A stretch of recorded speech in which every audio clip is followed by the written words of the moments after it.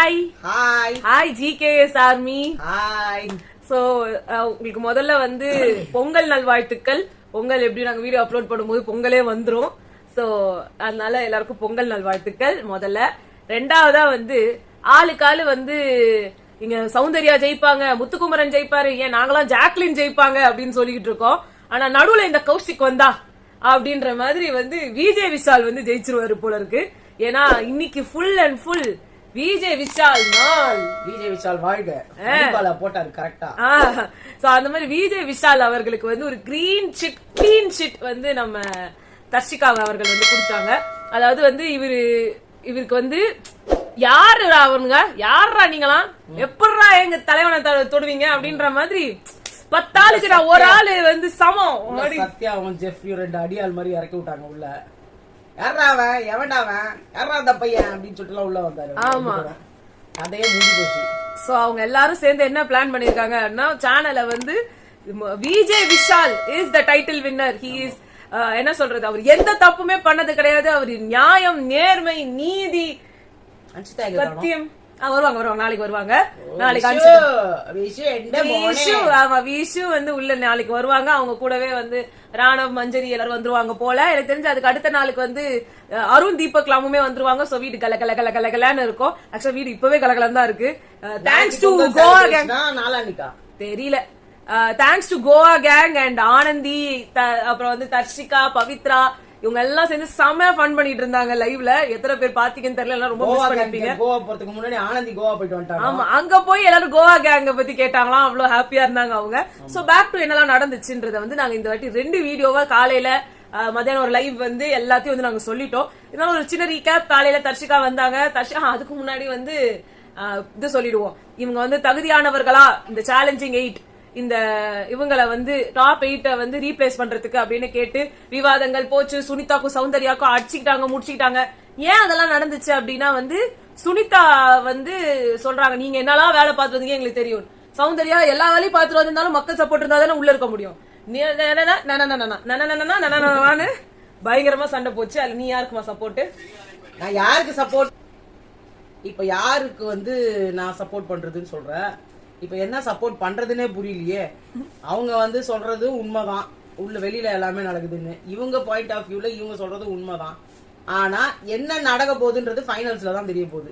எனக்கு எப்படி இருந்ததுன்னா, எதுவுமே நடக்க மாற போறதுன்னு எனக்கு தெரியும். எனக்கு எப்படி இருந்ததுன்னா, பிஆர் டாபிக் சுனிதா பேசுறது கரெக்ட். ஆனா வந்து 13 வருஷமா இந்த சென்னையில தான் இருக்க, அது ரொம்ப கேவலமா இருக்கு. அந்த விஷயம் எனக்கு பிடிக்கல. 13 தமிழ் இல்லடா, அப்பா தமிழ் இல்ல, தங்கச்சி தமிழ் இல்ல, உங்க சம்பந்தி எல்லாம் ஓட்டு போடும், உங்க சொந்தக்காரங்க ஓட்டு போடும். ஒரு சொந்தக்காரங்களும் அம்மா அப்பாவும் ஓட்டு போட்டாவே ஜெயிச்சிடலாமா? என்ன சுனிதா 13 வருஷமா இங்க இருக்கிறீங்க. அதுவும் நீங்க விஜய் டிவியோட வேலை பார்த்திருக்கீங்க, நீங்க வந்து தீபக் சாரோட வேலை பார்த்திருக்கீங்க, அப்புறமா சினிமால நடிச்சிருக்கீங்க. இன்னைக்கு இருக்கிற இந்த லேட்டஸ்ட் ஷோ வரைக்கும் நீங்க வந்து ஒர்க் பண்ணிருக்கீங்க. சோ டெஃபினெட்லி கோமாளில நீங்க இல்லாத ப்ரோக்ராமே இல்ல. சோ டிவில உங்களுக்கு பயங்கரமான ஒரு அங்கீகாரம் கொடுத்திருக்காங்க. இதுக்கு மேல உங்களுக்கு என்ன வேணும்? என்னமோ நேத்துல இருந்தா ஊர்ல இருந்து வந்த மாதிரி, நேத்து அசாம்ல இருந்து வந்துச்சு 50 ரூபாய்க்கு வேலை பார்த்துச்சுன்ற மாதிரி இருக்கு நீங்க சொல்றது. நீங்க 13 இயர்ஸா தமிழ்நாட்டுல இருந்துட்டு நீங்க தமிழ் கத்துக்கல, அதுதான் உண்மை. நீங்க இங்கதான் இருந்தீங்க ஸ்டார்டிங்ல இருந்து. நீங்க ஸ்டார்டிங்ல எப்படி இருந்தீங்களோ அப்படியே அவசியப்படல. நீங்க சில பேர் இல்ல. இப்ப இதே ஷோல அன்ஷிதா உங்க ஃப்ரெண்ட் அவங்க தான் வந்தாங்க. அவங்க கேரளால இருந்து வந்திருக்காங்க. இப்பதான் வந்தாங்க ரீசெண்டா அந்த செல்லம்மா சீரியல்ல தான் வந்து தமிழுக்கே வந்தாங்க. அவங்க எந்த நிலைமையில வந்து தமிழ பேசுறாங்களோ அந்த நிலைமையில தான் 13 வருஷமா இங்க இருந்து நீங்க பேசுறீங்க. சோ உங்களுக்கு இந்த ஒரு இது ஸ்கோப்ப வச்சு இப்ப அதே மாதிரிதான் இங்க இருந்து ஹிந்தி பிக் பாஸ்க்கு ஸ்ருதிகா போயிருக்காங்க. நான் வந்து ஹிந்தி கிடையாது, என்னால ஹிந்திலாம் பேச முடியாது, ஹிந்தில எனக்கு வந்து ஆள்களே கிடையாது எனக்குலாம் ஓட் போடுறதுக்கு, இப்படி எல்லாம் சொல்லி அங்க சிம்பத்தி கிரியேட் பண்ணி வாங்கினா ஒரு பிரயோஜனமும் கிடையாது. அவங்க இன்னும் தான் கேவலப்படுத்த மோசமாச்சு. ஸ்ருதிகா அந்த பக்கம் போவே இல்லையே. ஏதோ அந்த அவங்க அம்மா வந்து பஞ்சாப், அது கூட அவங்க பஞ்சாபின்றாங்க. அந்த இதை வச்சுதான் அவங்க உள்ள போயிருக்காங்க. அவங்க எந்த கான்பிடன்ஸ்ல போயிருக்காங்க? சுனிதா, நீங்க ஒரு தமிழ் ஷோக்கு வந்துட்டு எனக்கு எங்க அம்மா அப்பாக்கு தமிழ் தெரியாது, உங்களுக்கு எல்லாம் பேக்ரவுண்ட் இருக்கு, நான் தமிழே இல்லாம வந்து நின்னு ஃபைட் பண்ணி. அப்புறம் ஏன் வந்தீங்க? யாரு உங்களை உள்ள? நீங்க ஃபைட் பண்ணிருக்கீங்க, நீங்க நல்லா பண்றீங்கன்னு சப்போர்ட் பண்ண எங்களுக்கிட்டயே நீங்க வந்து என்ன சொல்றீங்கன்னா எனக்கு யாருமே இல்ல. அப்ப ஓட்டு போட்டவங்களா யாரு உங்களுக்கு? நீங்க ஒரு கொஞ்ச நாள் இருந்தீங்கல்ல உள்ள, ஓட்டே உங்களுக்கு விழுந்திருக்காது. விஜய் டிவி தான் போட்டிருக்காது. என்னமோ எனக்கு அவங்க அந்த சொன்ன ஸ்டேட்மெண்ட் எனக்கு பிடிக்கல. மத்தபடி அஃப்கோர்ஸ் சௌந்தர்யாக்கு பிஆர் இருக்கு. இன்னும் முத்துக்குமரனோட பிஆரையும் அவங்க எக்ஸ்போஸ் பண்ணிருக்கலாம். பட் அவங்க அங்க வந்து சப்போர்ட் பண்ண வந்ததே வந்து முத்துக்குமரனை தான். சோ அதனால நம்மளால அதை சொல்ல முடியாது. நெக்ஸ்ட் வந்து இந்த இதுல வந்து பிக் பாஸே சொல்லிட்டாரு, டாப் 8 டாப் 6 தான் வந்து இனிமே நீங்க வந்து அவங்களை வந்து தடம் புரள வைக்க முடியல அப்படின்னு. ஆமா, சோ அதனால வந்து அது போயிடுச்சு. அடுத்தது வந்து தர்ஷிகா வந்தாங்க. தெரிஞ்ச ஒரு விஷயம். ஆமா, தர்ஷிகா வந்தாங்க. நான் பாசிட்டிவா ஃபுல்லா பாசிட்டிவா அப்படின்னு சொல்லிட்டு, அர்ணவண்ணா நீங்க பண்ணது நல்லாவே இல்லன்னா உங்களுக்கெல்லாம் நீங்க எப்படி வெளில போறீங்க அப்படியே உள்ள வந்திருக்கீங்க, இதெல்லாமே எல்லாரும் வெளில கேட்டாங்க. அவரு சொன்னது ஒரு தப்பு இல்லையா, வெளியில இப்படிதான் கேட்டாங்க, இது நீங்க உள்ளே பண்ணிருக்கலாமே, இது நீங்க உள்ள பண்ணிருக்கலாமேன்னு. அதான் வந்து உள்ள பண்ணாரு. அவர் அந்த ஒரு நாள் தான் பண்ணாரு. அதுவும் நான் என்ன சொல்றேன், அவரை கேள்வி கேக்குறீங்க, அவர் பதில் சொல்ல விட மாட்டீங்க. அவர் திருப்பி ஒரு கேள்வி கேக்குறாரு, ஏமா 200% கொடுக்குறேன்னு சொன்னியம்மா, என்னதாமா ஆச்சுன்னு. அது என்ன பத்தி கேட்காதீங்கன்னா, நான் பர்சனல். அது ஏங்க ஊரே நாருது அந்த விஷயம், எல்லாருக்கும் தெரியுது. இந்த ஃபுல் பிக் பாஸ்ல இருந்து எல்லாமே வெளியில பேசப்படுறதே உங்களோட விஷயமும் விஷாலோட விஷயமும் கூட வந்து அன்ஷிதாவோட விஷயம். இவ்வளவு இருக்கும் போதே நீங்க அவ்வளவு அசால்ட்டா எங்க பர்சனல்ன்றீங்க. இதுல எதுங்க உங்களுக்கு பர்சனல்? இதுல பர்சனல் தான் இருக்கு என்னமோ எனக்கு புரியல. சோ இதுதான் வந்து இவங்க சொல்லிட்டு எதுலயோ உட்காந்துக்கிட்டு எல்லாத்தையும் பல்ல காமிச்சுக்கிட்டு. இன்னொன்னு எனக்கு பயங்கர ஒரு கேள்வி இருக்கு. விஷால வந்து நான் வந்து தப்பு பண்ணிட்டேன், நான் அவனுக்கு முழுசா லவ் கொடுத்தேன், அவன் எனக்கு ரிட்டர்ன் எதுவுமே கொடுக்கல, என்ன வச்சு கண்டென்ட் பண்ணிட்டான், என்ன மொக்க மூஞ்சின்னு சொல்லி வந்து பேசியிருக்கான், இதெல்லாம் சொல்லிட்டு இங்க வந்துட்டு நான் வெளியே போனதுக்கு நான் தான் காரணம், இன்டர்வியூல நான் அவனை பத்தி எதுவுமே தப்பா பேசல. ரவீந்தர் எல்லா இடத்தையும் தப்பா பேசியிருந்தாலும் இந்த இடத்துல கரெக்டா தான் சொன்னாரு. இவங்க இன்டர்வியூ கொடுத்ததாலதான் எல்லாரும் பொங்கி பொங்கி வந்து பேசினாங்க. இல்ல யாருக்கு தலையெழுத்து இதெல்லாம் பேசணும்னு இல்ல. ஜோ மைக்கேல் கேட்டாரு, அவரு வந்து உங்களுக்கு வந்து உங்களை வந்து ஒரு ஃப்ரெண்டா தான் பாத்தாராம. அது நான் பேசிக்கிறேன், நான் நேர்ல போய் பேசுறேன், அப்ப தானா உண்மை தெரிஞ்சிரும் அப்படின்னாங்க. என்ன அவர் ஏமாத்திட்டான். அவன் வந்து எல்லாமே வந்து எல்லா விஷயத்தையும் சொல்லிட்டு என்ன நீங்க வந்து உங்களை மொக்க மூஞ்சினாரு, என்ன அழகானவன் சொல்லியிருக்கானே, நீதான் இந்த வீட்லயே அழகுன்னு சொல்லியிருக்கானே, அப்ப அது உண்மையா பொய்யா அப்படின்னு அவர்கிட்ட கேட்டாங்க. அவரோட சிப்ஸ் நாங்க என்னமா பண்ண முடியுன்ற மாதிரி. சோ அந்த மாதிரி இவங்க எல்லாரும் அதே மாதிரி சாச்சனா கிட்ட வந்து நீ பண்ணதெல்லாம் தப்பு, கேட்டதுனால தப்பே கிடையாது, அந்த பொண்ணு நிறைய ஓவர் டூ பண்ணிடுச்சுதான், அதுக்கு அவங்க அழுதாங்க. விஷால கேட்டது என்னமோ எனக்கு சாட்டிஸ்பேக்ஷன். ஆமா ஆமா, இல்ல எனக்கு வந்து அவங்க அழுதாங்க பாருங்களேன். சாச்சனா எனக்கு திடீர்னு அவங்க அழுவும் போது அப்ப சொன்னாங்களே சௌந்தர்யா வந்து அழுது வந்து எனக்கு சிரிப்பா வருதுன்னு, எனக்கு லிட்டரலா அது ஃபீல் ஆச்சு. எத்தனை வாட்டி தாங்க உங்களை பார்த்து பார்த்து எல்லாரும் சிரிக்க முடியும்? நான் வன்ம கூட இல்லன்னா அவங்க சொல்றதா சிரிப்பா இல்லனா, நான் வன்ம கூட இல்லனா, நான் நல்ல பொண்ணுதான், கேமரா பார்த்து அழுவ மாட்டேன்னா. எனக்கு தெரிஞ்சு அவங்க தர்ஷிகா சொன்னதுனால அவங்க அஃபெக்ட் ஆகல, வெளியே வந்த கமெண்ட்ஸ் அவங்களுக்கு வீட்டுக்கு மனசுக்குள்ள ஒரு நேரம் வீட்டுக்கு போயிடுறேன், என்ன வெளில விடுங்க, அடுத்து ஐயோ நான் வெளில போக மாட்டேன், என்ன வெளில விடாதீங்க, டீம் என்ன வெளில அனுப்பிடுங்க அப்படின்னாங்க. ஃபர்ஸ்ட் கொஞ்ச நேரம் பார்த்து என்ன அனுப்பாதீங்க, எங்க வீட்டுக்கே என்ன அனுப்பாதீங்க, என்ன வேற எங்கன்னா கூட்டு போயிடுங்க. என்னங்க உங்களை அவ்வளோலாம் இவ்வளவு நாள் வீட்டுல இருந்து தானங்க வரீங்க, இல்ல எங்கன்னா அப்ஸ்காண்ட் ஆயிருந்தீங்களா? சோ அந்த மாதிரி அவங்க பண்ணது நிறைய விஷயம் வந்து என்னடா அப்படின்ற மாதிரி இருந்தாலும் ஓகே, எல்லாம் வந்து ஒரு என்டர்டைன்மெண்டா வந்து இருந்துச்சு. அடுத்து நம்ம ஒண்ணு சொன்னாங்க, இந்த பொண்ணுதான்டா இப்படி இருக்குது, இதுக்கு தக்காவும் தங்கச்சியும் இருக்கு, அது நல்லா புசு புசுன்னு அழகா இருக்கு, இதுதான் நான் அப்படி தோலெல்லாம் போய் தேஞ்ச மாதிரி ஒண்ணுமே இல்ல பாப்பா மாதிரி இருக்குது, அந்த பொண்ணு நல்லாதான் இருக்கு, கல்யாணம் எல்லாம் ஆயிடுச்சு அதுக்கு அப்படின்னு அதுக்கும் அழுதுருப்பாங்க சேர்த்து. இருக்கும். அடுத்து வந்து சத்யாவும் ஜெஃப்ரியும் வந்தாங்க. வந்த உடனே வந்துட்டு சட்டப்பட்டா நல்லா பாருங்க சர்க்காசம் மாதிரி எல்லாம் பண்ணாங்க. அதுல ரெண்டு பேரும் உள்ள விட்டோன்னு ஏதோ பவுன்சஸ் உள்ள விட்டாங்கன்னு. இல்ல நான் என்ன தெரியுமா, அர்ணவ் இதுல கடுப்பா இருக்கணும், ஆனா ரவீந்தர் கடுப்பாயிட்டாரு. அதுதான் பெரிய ட்விஸ்ட். அதுல வந்து ஃபுல்லா அவங்க வந்து பேசி அர்ணவ் ஏன் கம்முன்னு அமைதியா இருந்தாரு? அவர் வந்து என்னடா எவன்டா என்ன கேக்குது சொல்லி கேட்டுக்கலாம், அடிச்சு பேசி இருக்கணும்ல அவரு. இல்ல அதுக்கே வந்துட்டு வேணாம் நீங்களும் அது மாதிரி இறங்கிடக்கூடாது, அங்க வந்து ஜெஃப்ரி நீ அவங்க லெவலுக்கு இறங்காத, சௌந்தர்யம் நீ அவங்க மாதிரி பண்ணக்கூடாது, எல்லாருமே குதிச்சாங்க. ஆனா அதை விட யாரு நான் வந்து ஹைலைட் சொல்ல தெரியுமா, எல்லாம் பண்ணிட்டோம்னா முத்துக்குமரன் ஃபைனலா பேசிக்கணும். ஆமா எல்லாம் உட்காருங்க எல்லாம் எல்லாம் ஃபன் பண்றோம் ஃபன். அவனே ரவீந்தர் சொன்னாரு, நீங்க ஃபன்னா நாங்களும் உங்களோட நிறையவே ஃபன்னா இருந்திருப்போம், ஆனா எங்களை ஃபன்னா இருக்க விடல, அதுக்கு நாங்க என்ன பண்ண முடியும், நீங்க எல்லாம் வந்து நாங்க தப்பு பண்ற மாதிரி வந்து பேசுறீங்க, நாங்களும் ஃபன் பண்ணும் தான் வந்தோம், எங்கிட்ட கண்டஸ்டன்ட் சொன்னா நாங்க நெஞ்சு குறுக்குது. நீங்க ஃபன் பண்ண வந்தீங்க, அங்க முத்துக்குமாருக்கு பிஆர் வேலை பண்ண வந்தீங்க. நீங்க என்னன்னா ரவீந்தருக்கு முன்னாடியே தெரியும் இவங்க யாரும் வந்து ரீப்ளேஸ் பண்ண போறதுக்காக. ஏன்னா எங்களை விட ரொம்ப பெரிய ஞானி தீர்க்கதரிசி ஃபேட்மேன், அவருக்கு தெரியாது. அதான் சொன்னேன் என்ன, ஃபர்ஸ்ட் 2 நாள் தான் நான் கேம் ஆடுறோம், நாங்க கேம் ஆடுறோம்னாரு. 3வது நாள்ல இருந்து அதான் யாரையும் ரீப்ளேஸ் பண்ண மாட்டாங்க. ஒன்னு சுமித்தால அது நியாயம் இல்லே, அது எப்படி நியாயம், அவங்க எல்லாம் யாரையும் இவ்வளவு நாளா இருந்து இருக்குது இந்த வீட்லயே அப்படின்னாங்க. அப்புறம் எப்படி நீங்க என்ன ஓப்பு வச்சுக்கிட்டு உங்களுக்கு உங்க வயிற்றுல கொட்டணும், அதுக்கு இதை யூஸ் பண்ணிக்கிட்டீங்க நீங்க, அவ்வளவுதான். நீங்க உங்களை ரீப்ளேஸ் பண்ண மாட்டாங்கன்னு உங்களுக்கே தெரிஞ்சிருக்கும். இதுல உண்மையா நேர்மையா உழைச்சது யாருன்னா நம்ம சச்சம்மாதேவி தான். ஆமா, அவங்க முழு முதலா நம்பினாங்க. நம்ம ஜூலி சொன்ன மாதிரி, அதாவது all contestants are against one contestant, that contestant gets eliminated. ஆமா, அதுக்கு நம்ம ஜெயிச்சது யாருன்னா நம்ம காயத்ரி இருக்கிறோம். சோ அது கரெக்ட்டா தான் படிச்சிட்டு வந்திருப்பான், ஏன்னா அவ இங்கிலீஷ்லாம் பேசுது தோற அப்படின்ற.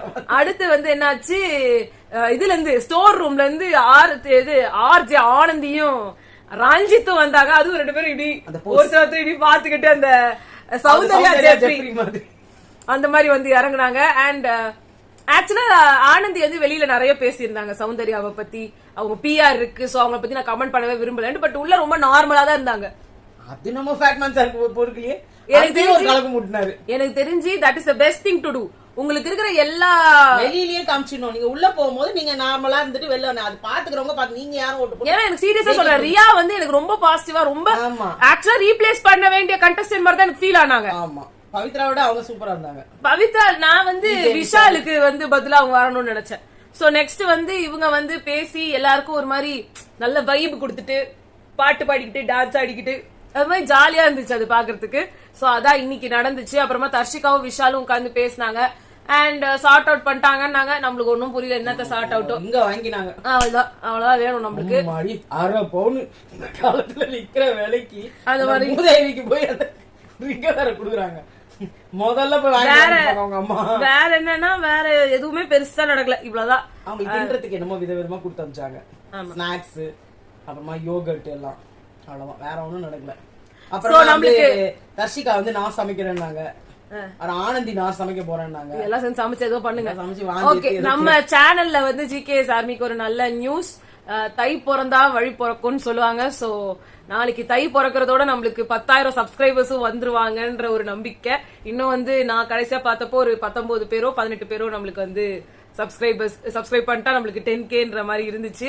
சோ அந்த ஒரு விஷயம் நடந்தா ஒரு பெரிய அச்சீவ்மெண்ட். எங்களை மாதிரி ஒரு ஸ்கிராச்ல இருந்து ரொம்ப எதுவுமே யாருமே ஹெல்ப் பண்றதுக்கு இல்லாம யூடியூப்னா என்னன்னே தெரியாம உள்ள வந்து இவ்வளவு தூரம் நிறைய பேரோட சொல்லணும். நான் இந்த நாள்ல இவளோட 9th ஸ்டாண்டர்ட்ல வந்துட்டு 8th ஸ்டாண்டர்ட் இல்லையா, சரி, இவளோட 8th ஸ்டாண்டர்ட்ல வந்துட்டு இவ வந்து யூடியூப் சேனல் ஆரம்பிச்சா. அது இந்த சேனல் கிடையாது, அது வேற சேனல், ஓகேங்களா. அந்த சேனல் ஆரம்பிச்சா. அந்த சேனல் வந்த உடனே அப்பெல்லாம் தனியா வேணா போட்டு போய் இதை பத்தி இல்ல, ஜஸ்ட் உங்ககிட்ட சொல்லணும்ல. 100 சப்ஸ்கிரைபர் 80 இருந்தாங்க. 100 வந்துட்டாலே உனக்கு மானிடைசேஷன்.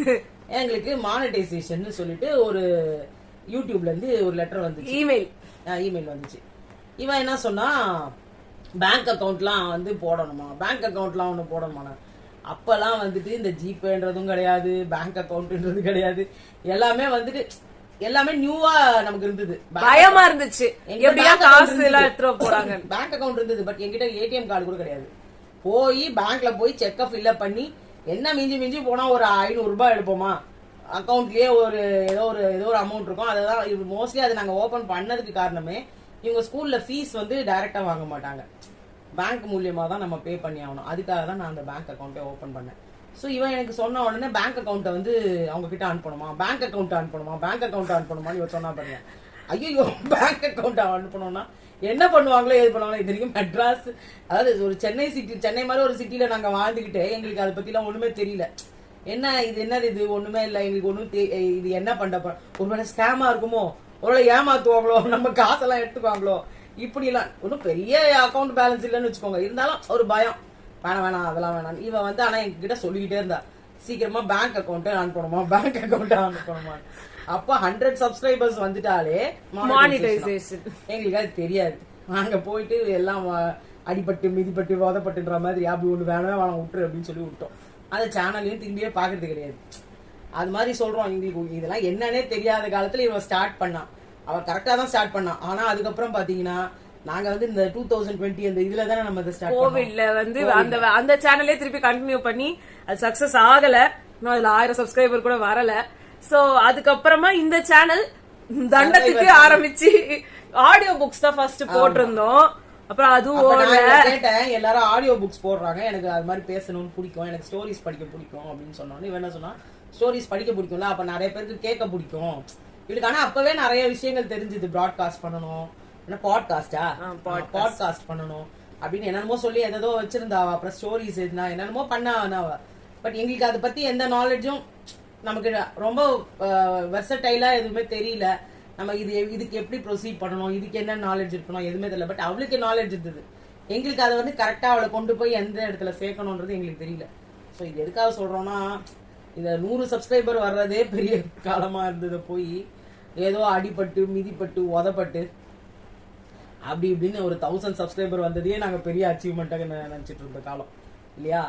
அதுக்கப்புறமா வந்து ஹோப்பே இல்லை, சும்மா ஏதோ விளையாட்டாக ஆரம்பிச்சா. எனக்கு வந்து இதெல்லாம் இன்ட்ரெஸ்டே கிடையாது. என்னை இழுத்துன்னு வந்து உட்கார வச்சா. எனக்கு இந்த மாதிரி கேமரா முன்னாடி எதை பண்ணாலுமே பிடிக்காது. எல்லாமே கேமரா பேக் சைட்ல வந்து பண்ண சொன்னா நான் பண்ணுவேன். அவளை போட்டோ எடுக்கணுமா எடுப்பேன், அவளை வீடியோ எடுக்கணுமா எடுப்பேன். இந்த மாதிரி விஷயம்லாம் எங்களுக்கு தெரியாது. ஸோ அப்படி இப்படின்னு வந்துட்டோம். அதை சொல்ல வந்தோம். இன்னைக்கு ஞாபகம் வந்துச்சு. 1000 சப்ஸ்கிரைபருக்கு நம்ம வந்தோம். கூட இன்னொரு 0 ஆட் ஆகுறதுன்றது எவ்வளவு பெரிய விஷயம். ஏன்னா அந்த 1000 சப்ஸ்கிரைபர் அப்போ எல்லாருமே இந்த மானிட்டைசேஷன் வரும், 1000 சப்ஸ்கிரைபர்ஸ்ல மானிட்டைசேஷன் வரும் அப்படின்னு அப்ப விட்டுட்டீங்கல்ல. இப்ப மானிட்டைசேஷன் வரும்னு அதெல்லாம் உங்களுக்கு எங்களுக்கு ஒண்ணும் வரல. ஏன்னா வாட்ச் ஹவர்ஸே என்னமோ ஏதோ பயங்கரமான வாட்ச் ஹவர்ஸ் எல்லாம் சொல்லிட்டு இருந்தாங்க. அதெல்லாம் எங்களுக்கு வரவே இல்லை. சோ நாங்க அதை பத்தி யோசிக்கவே இல்லை, அப்படியே போயிடுச்சு.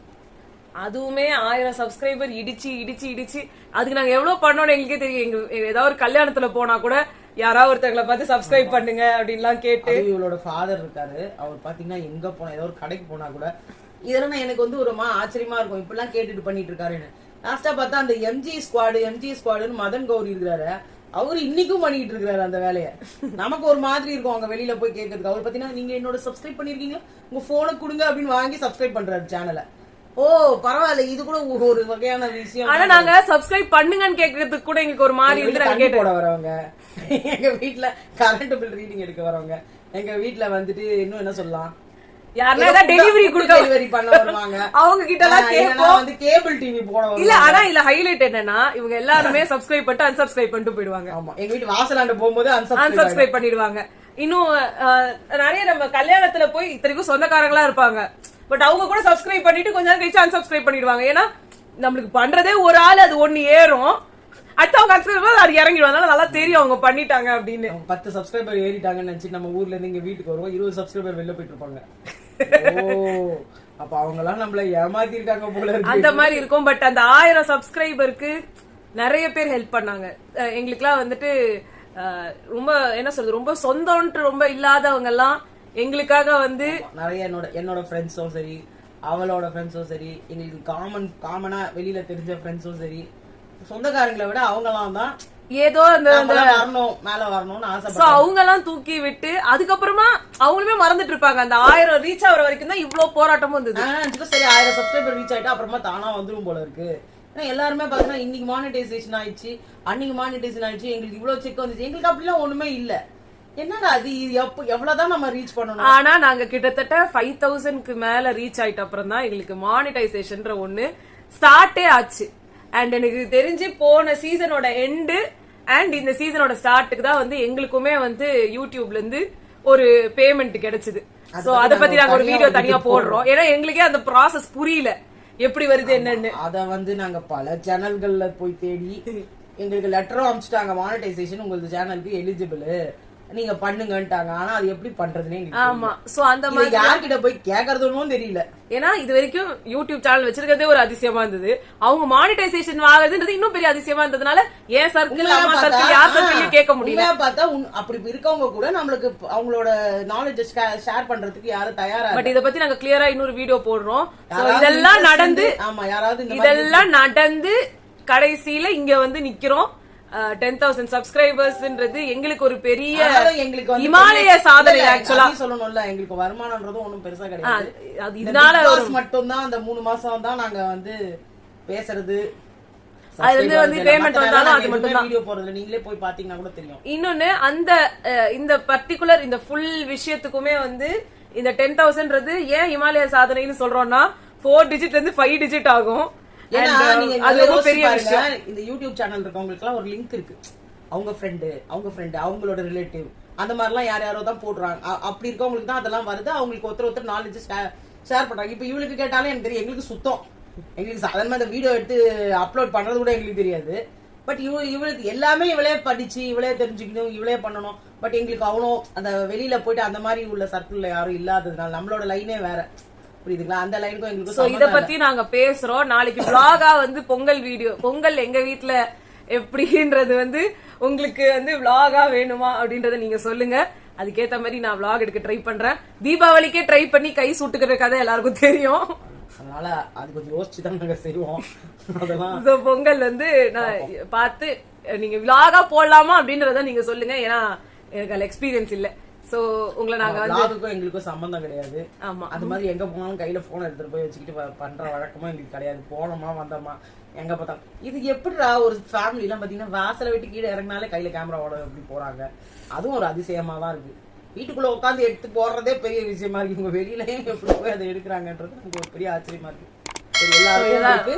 பொங்கல் நல்வாழ்த்துக்கள். சோ உங்களை நாங்க நாளைக்கு சந்திக்கிறோம். பாய்.